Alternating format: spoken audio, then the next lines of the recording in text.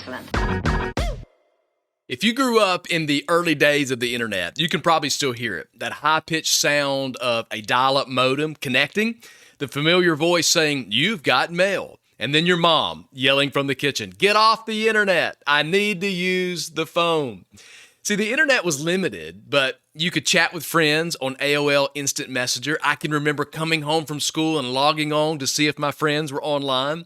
You could scroll through those shady chat rooms, you know what I'm talking about, or you could just simply surf the web. And that term, even surf the web, that was a fitting term because the internet back then, it was kind of like the wild, wild west. It was like a garage sale where you put the junk and all the valuable stuff on the exact same table because nothing was organized in the early days of the internet. But for millions of people, AOL wasn't just an internet service. It was our first taste of this new digital world, of what the world could be, connecting everyone together through our phone lines. It was the front door to the future. But here's the surprising part. As I'm talking about AOL, did you know that AOL still today offers dial-up internet? In a world full of fiber connections, smart homes where we're streaming everything, and literally 5G connection in our pockets, AOL is still connecting people to the internet through the phone lines.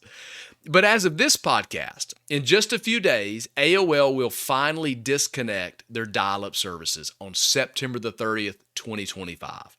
That's sad in a really nostalgic way, but when you think about it, they had a really amazing run to still be going in 2025. But here's the question that I want to discuss today.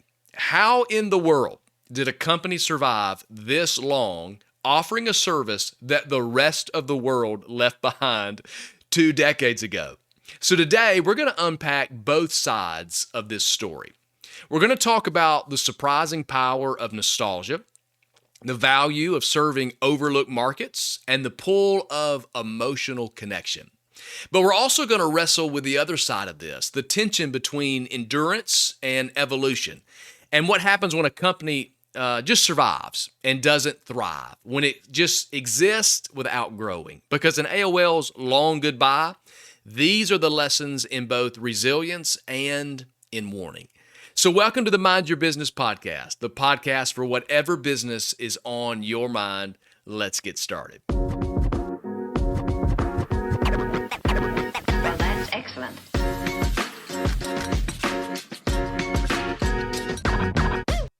Well, thank you for joining me for another episode of the Mind Your Business podcast. If this brings value to your life and you're on YouTube, like, subscribe, and share this with others. If you're listening wherever you get your favorite podcast, it would be amazing if you would leave a review because this helps add as much value to as many people as possible.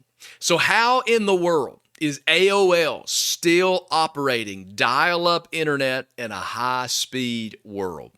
Well, one answer, I think, is that AOL made its way into the margins. See, while most of the world had moved forward, there were still a lot of pockets of people that were just left behind.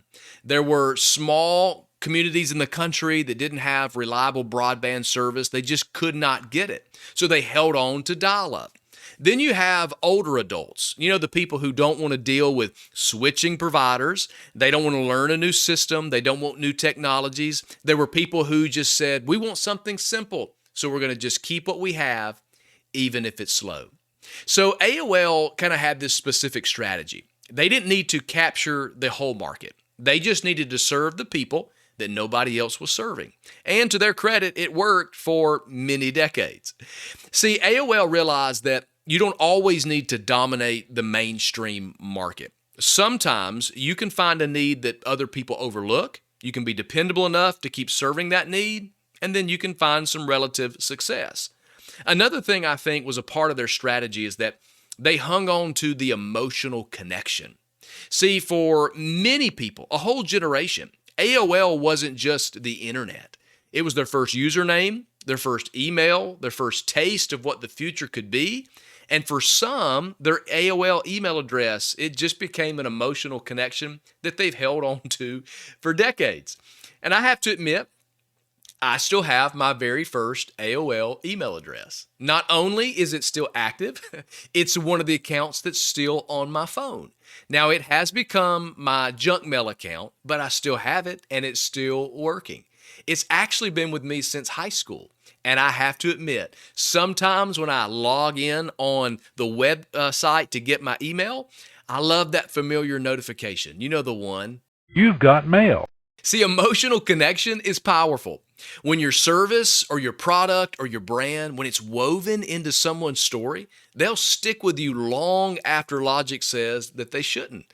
And that's why I think even in 2025, people are still logging in with AOL email addresses. It's not because it's more efficient, it's just because it's emotional. But emotion and serving a dying market, that's only going to take you so far. There has to be balance in everything. And I believe so much in balance. And the biggest mistake, I think, is that even though AOL endured, they never evolved. See, there are plenty of companies that have proven the importance of evolving as the world has changed. Take Marvel, for example. Marvel went from bankruptcy to box office domination. Domino's Pizza. Domino's rebuilt its entire reputation on simply providing a new recipe. Nintendo, they took a different route. They found new fans of their products by just doing different consoles and gaming machines than everyone else. But then you have other companies like MySpace, Yahoo, or Radio Shack. See, all of these companies, they just endured while they faded into irrelevance. And AOL's story, to me, is amazing because they've been able to survive longer than anyone thought was possible. But it's also a sad story because they're another iconic brand that's just fading into irrelevance. So what I want to do is I want to look at 3 lessons that I want to bring from AOL's long goodbye that I think every leader and every organization can apply by learning from this company. Number 1 is that nostalgia can serve, but it can't sustain. Nostalgia is powerful. It ties people to special moments and memories. There's feelings that they just don't want to lose. It's nostalgic. But in business, this is powerful because it makes products and brands, it makes them feel personal. That's why people still collect vinyl records. That's why they're buying cassette tapes again. That's why they wear retro sneakers or hang on to an AOL email address long after there are better options. I even still have original AOL CDs still in the packaging. You remember these when they would mail these out and offer you free minutes? I still have these because it's an emotional connection to the brand. It's nostalgic. And here's where many brands are missing it. Hey, I'm looking at you, Cracker Barrel. That's why it's such a big deal right now. It's a disconnect between the people that they serve and the brand that they are. See, nostalgia creates a loyalty that even logic can't break. And when a brand taps into that, it's not just selling a product, it's selling a piece of someone's story. And AOL has lasted in part, I believe, because of that nostalgia. But here's the balance. If that's your whole strategy, you'll find that that same nostalgia is holding people in place instead of moving them forward. I mentioned my love for the You've Got Mail announcement and the memories of connecting with friends on Instant Messenger. I even have a soft spot for that crazy dial-up noise. Do you remember this?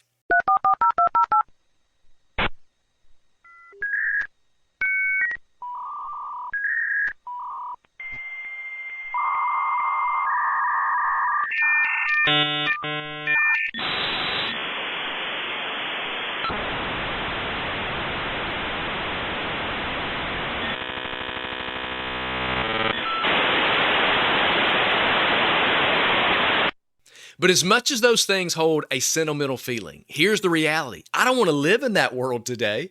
I don't want to go back to dial-up. See, nostalgia is a gift, but it's not a strategy.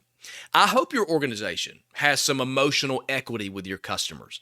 I hope that you have some emotional equity with the people that you serve over the products that you have and the brand that you are. That's smart, and you need to leverage that.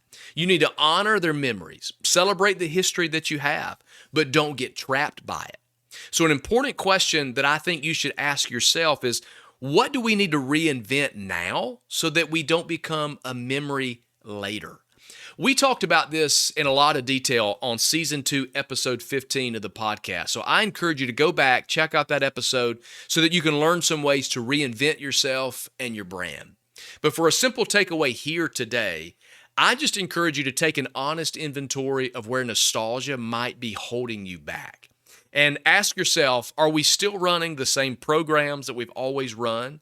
Are we selling the same products? Are we using the same messaging just simply because that's how we've always done it? See, nostalgia isn't bad. It's actually proof that you've built something meaningful. If people have an emotional connection to what you do, that's important. But when it becomes the anchor that keeps you from moving forward, that's when it shifts from a strength to a weakness. So the trust and the goodwill that you've built over time, absolutely, it's important. But you don't want your entire brand to be known for only nostalgia. Hello, AOL. So be proactive instead of reactive. Because if you wait until the market forces you to change, the chances are it's already too late. See, remember, nostalgia can serve, but it can't sustain. And then number 2, serving the overlooked can maintain, but it can't multiply. It can maintain your company, but it can't multiply your company. Serving the people that the market forgot, it helped AOL. It helped them maintain for years. I understand it's a little deeper than that, a little more complicated, but it's been a strategic move for them. You can't argue that. It's kept them alive, and that's more than a lot of companies can say. But we can all see the greater problem here. Successful companies aren't trying to maintain, they're trying to multiply. You don't want to simply survive, you want to thrive. See, AOL recognized that there was a population of people who weren't shifting with technology. They were holding on to dial-up for whatever reason that they felt necessary.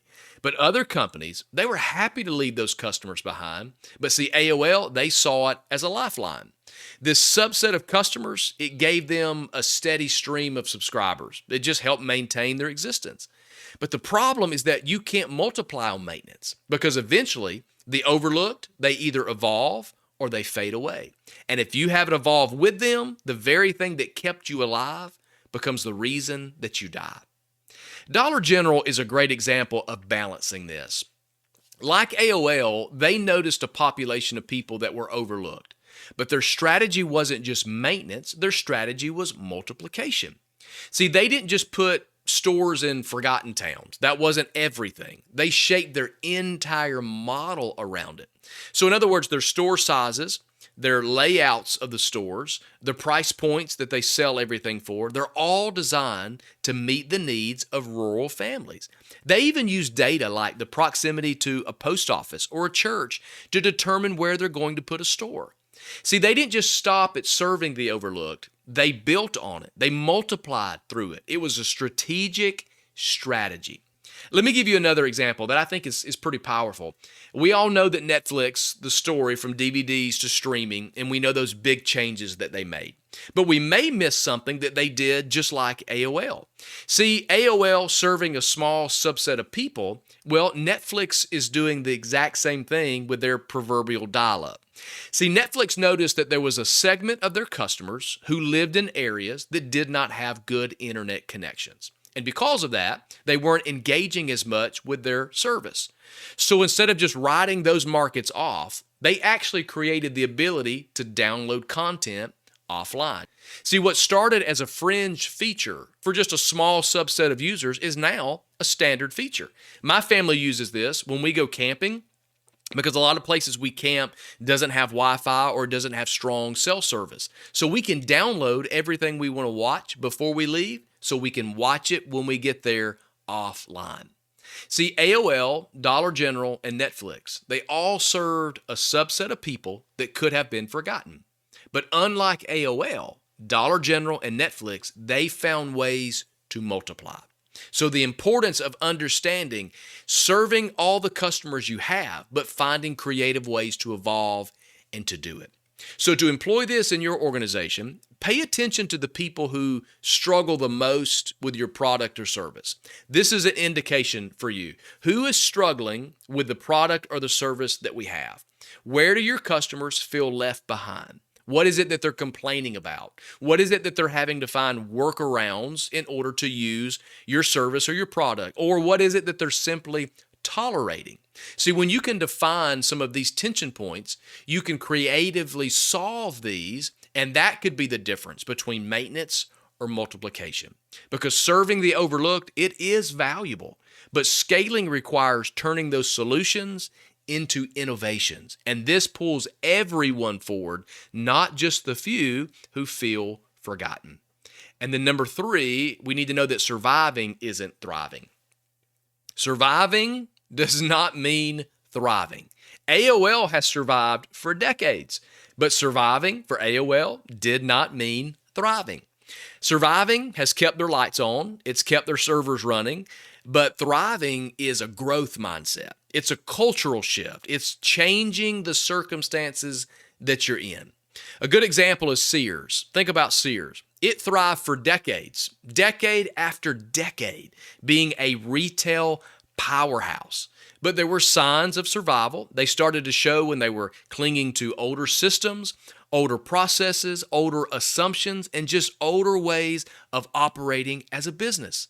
But meanwhile, all of their competitors, they were moving forward. They found new ways of working, of serving their customers, all the people who used to belong to Sears. See, Sears' ability to survive, it did delay the inevitable, but their inability to thrive, it made the decline inevitable. It was going to happen because they were maintaining, but they weren't multiplying. They were surviving, but they weren't thriving. And there are many brands who have suffered the same fate as Sears.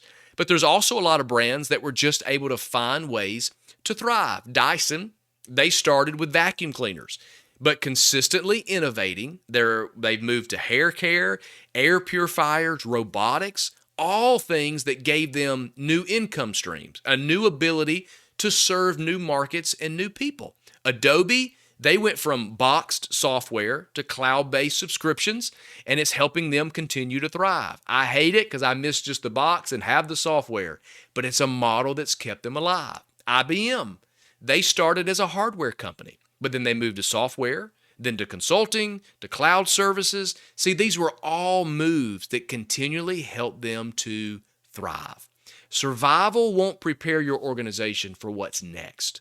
You need a culture and you need a mindset that can respond, that can adapt, and that can evolve when conditions begin to change. So let me give you some adjustments right here for this, that you can take your organization from surviving to thriving with just some small, simple internal shifts. And one thing I would encourage you to do here is encourage your teams to question things that are done. Question things that are done a certain way, and then ask what could be done differently. See, one of the biggest indicators of simply surviving is this phrase: that's just the way it's always been done. Or that's just the way that we do things. But when teams are encouraged to ask why, they may find some things that no longer serve the organization. So instead of settling something into a way that just helps you survive, why not push past that into something that could help you thrive? Another thing is to create an environment where that curiosity is celebrated rather than shut down.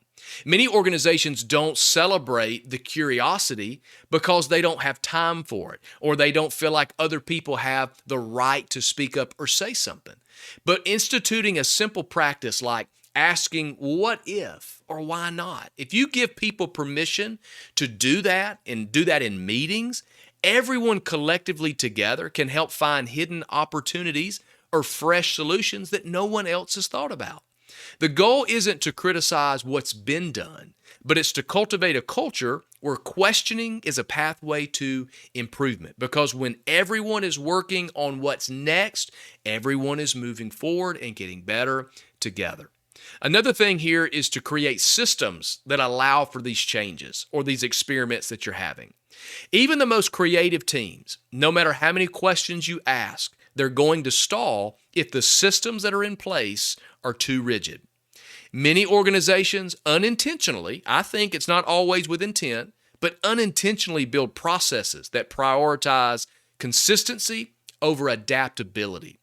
See, consistency is important. Absolutely. But it can't come at the expense of growth. You have to build margin, that balance I talked about. You need that balance or that margin in your systems. You have to give space for trying new things without disrupting everything else. So for you, it could be a pilot program. It could have a budget specifically set aside for innovation, for trying new things, or even just small test projects where experimentation is expected. In other words, you say, hey, I want you guys to put some time and energy, some effort into this area. Think it through. Find some new solutions. Find some new ways. Let's get some fresh ideas. But by allowing that flexibility into the structure itself, you give your organization the ability to not only survive and the changes that come, but you give them the opportunity to thrive in the changes when they come. So give your team permission to test new ideas in that margin. Give them permission to fail. Give them permission to learn, and give them permission to grow. See, ideas without action, they don't change anything. True growth, that comes from when people feel empowered to simply try. But trying involves risk, and risk means that some ideas are not going to work. So leaders who want multiplication instead of maintenance, you've got to create that safe environment where failure is reframed as feedback, where everyone is learning. So celebrate the learning that comes from experiments, not just the success. And when teams know that they won't be punished for a failed attempt, they are far more likely to step out with new ideas that could lead to forward progress because you've made it a part of the culture. Remember, the goal isn't surviving, it's thriving.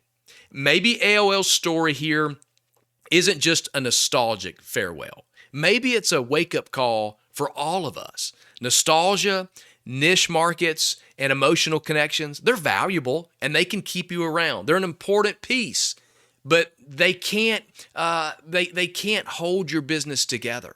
They can't do the work on their own. They can buy you time. Maybe they'll create loyal communities. They'll make people valued. But if you're only holding on and never adapting or multiplying your impact, you're not really building a future. You're delaying the goodbye. So the real question is this: are you building something that just survives year after year, just clinging to what worked in the past? Or are you building something that thrives, learning from your customers, innovating for the overlooked, and adapting with intention? The choice really isn't theoretical. It's a practical choice. Your people, your customers, and your legacy, they're all counting on what you decide to do next. So what do you think about AOL shutting down? Do you have some fun, nostalgic AOL stories? I would love for us to discuss them together. So hit the comment section and let me know. And I want to say thanks again for tuning in to the Mind Your Business podcast. If you found this helpful, please like, subscribe, share it with a friend, and leave a review. And until next time, go mind your business, and you've got mail.